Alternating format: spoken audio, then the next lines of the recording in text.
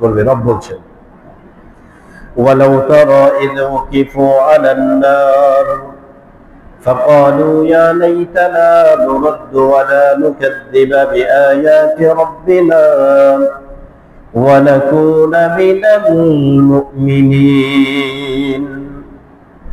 আল্লাহ রাব্বুল আলামিন পয়গম্বরকে উদ্দেশ্য করে বলেন, নবীজি ওয়ালাউ তারা ইয ওয়াকিফু আলান নার, নবীজি আপনি ওই দিন দেখবেন জাহান্নামীদের সঙ্গে কি আচরণ তোমার রব করবে।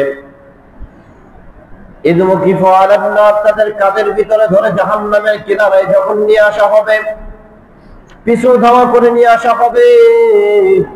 আল্লাহ রাব্বুল আলামিন কুরআনুল কারীমের ভিতরে আরো বিস্তারিতভাবে বর্ণনা করছেন, তাদেরকে পিছু ধাওয়া করা হবে।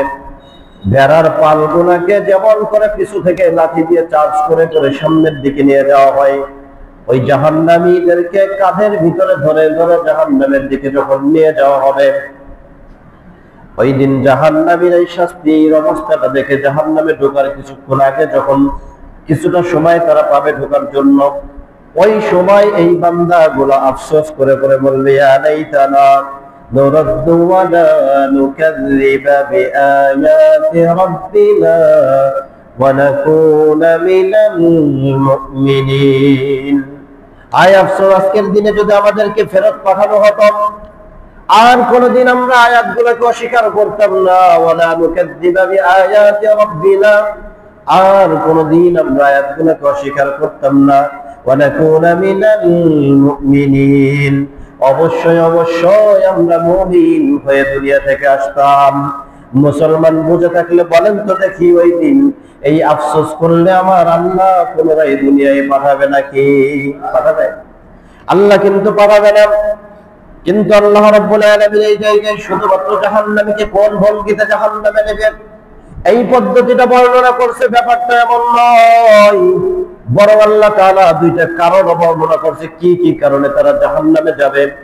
আল্লাহ রাব্বুল আলামিন বলেন ওয়ালা নুকাযযিবা বিআয়াতি রাব্বিনা, ওই বান্দাগুলোর এক নম্বর অপরাধ ছিল ওই বান্দাগুলো আয়াতগুলোকে অস্বীকার করত।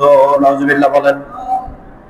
আমরা সরাসরি জবান দিয়ে অস্বীকার না করলে আমাদের কার্যক্রম অস্বীকার করি।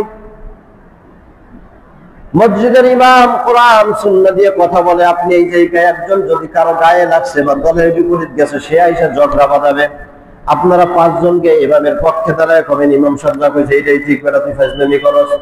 কিন্তু ইমাম সাহেব যখন কোরআন আর সুন্নাহ দিয়ে বলবে ভাই আসো তো কোরআনের ভিতর এইটাই বলছে, একজন ইমাম যখন নির্বাচন করবা, ওই ইমাম নির্বাচনের ক্ষেত্রে কি কি কোয়ালিটি তার ভিতরে থাকতে হবে, এই গুণটার কথাও আল্লাহ তাআলা কোরআনে বর্ণনা করছেন, কি করেন নাই?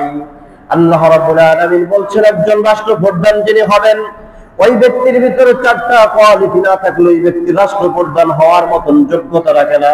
আল্লাহ রাব্বুল আলামিন সূরাতুল হজের ভিতরে জানায় দিলেন আল্লাযীনা ইম্মাক্কান্নাহুম ফিল আরদি আকামুস সালাতা ওয়া আতাউয যাকাতা ওয়া আমারু বিল মা'রুফি ওয়া নাহাউ আনিল মুনকার। আল্লাহ রাব্বুল আলামিন বলেন, কোন ব্যক্তি যদি রাষ্ট্রপ্রধানের দায়িত্ব পায়, ওই ব্যক্তির এক নম্বর দায়িত্ব হবে আকামুস সালাহ, নামাজ কায়েমের মিশন নিয়ে সে নেমে যাবে। ওয়া আতাউয যাকাত, যাকাত আদায়কারী সে হবে। ওয়া আমারু বিল মা'রুফ, সৎ কাজের আদেশ করবে। ওয়া নাহাউ আনিল মুনকার, অসৎ কাজের ব্যাপারে সে নিষেধ করবে। আমরা বাংলাদেশের প্রেক্ষাপটে অল্প বয়সে যতটুকু দেখছি, একজন রাষ্ট্রপ্রধান এই ক্যাটাগরিতে পাইছি কি পাই নাই? কথা পাইছি? সব কয়জন ফেল? বড় আশা নিয়ে একজন বসাইছেন, সেও আইসে LGBTQ সমকামিতাকে প্রমোট করে, সে সুযোগ দেয়। তার মানে সে অসৎ কাজ দেখেও যখন নিষেধ করার ক্ষমতা নাই, তার মানে তার ভিতরে আমারু বিল মা'রুফের গুণ নাই, অসৎ কাজের নিষেধ করার মতন গুণ তার ভিতরে নাই, তার মানে সেও যোগ্যতা রাখে না।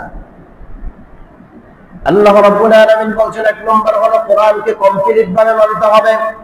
তুমি তোমার দলের পক্ষে আসলে তুমি মানো, দলের বিপরীত গেলে তুমি কোরআন গুনাকে মাইনাস করে ফেলতে চাও, বুঝতে হবে কোরআনের ব্যাপারে তোমার কিছুটা বুঝ তুমি দাঁড় করাতে চাও, আল্লাহকে বুঝাইতে চাও। এগুলো ওই যুগে চলতে, এই যুগে কোরআনের শিক্ষা চলে না।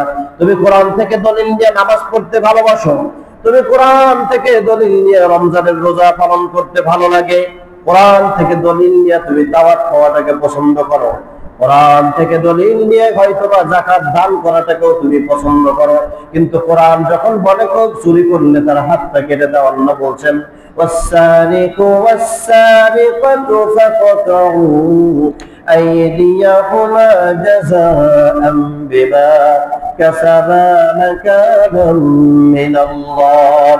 আল্লাহ বলছেন কেউ যদি চুরি করে তার হাতটা কেটে দাও, এটা দায়িত্ব দিয়েছেন কে? জোরে আওয়াজ করে বলেন কে? আল্লাহ দায়িত্ব দিয়ে দিয়েছেন। কিন্তু আপনি কোরআন থেকে নামাজ নিলেন, রোজা নিলেন, হজ নিলেন, যাকাত নিলেন, সব মানে, কিন্তু হাত কাটার বিধান যদি রাষ্ট্রীয়ভাবে ঘোষণা আছে, যেই মুমিন একটু আগে কোরআন থেকে নামাজ আর রোজাটাকে ভালোবাসার গান গাইলো, ওই মুমিনটাই সাথে সাথে বিপরীত দলে গিয়ে দাঁড়ায়া বলে এইটা 1400 বছর আগে চলতো, এইটা মধ্যযুগীয় কায়দার শাসন ব্যবস্থা, ওইটা এই যুগে চলে না। বলেন তো এই ব্যক্তি কোরআনকে স্বীকার করছে না অস্বীকার করছে? জোরে বল। এই ব্যক্তির ঈমান আছে না গেছে? জোরে আওয়াজ করে বল। আল্লাহ বলছেন 1 নম্বর অপরাধ তাদের হবে ওয়ালা নুকাদ্দিবা বিআয়াতি রাব্বিনা, ওই মানুষগুলা আয়াতগুলোকে অস্বীকার করতো। আল্লাহকে বলবে আল্লাহ আরেকবার দুনিয়ার জিন্দেগিতে পাঠায়া দেন, ওয়ালা নুকাদ্দিবা বিআয়াতি রাব্বিনা, আর কোনদিন আমরা আয়াতগুলোকে অস্বীকার করব না, ওয়া নাকুনা মিনাল মুমিনিন, পূর্ণাঙ্গরূপে মুমিন হয়ে আমরা ফিরে আসব। বলেন তো এই দিন আমার আপনার সুযোগ দেবে? নিজের আওয়াজ করে দিবে? দেবে না।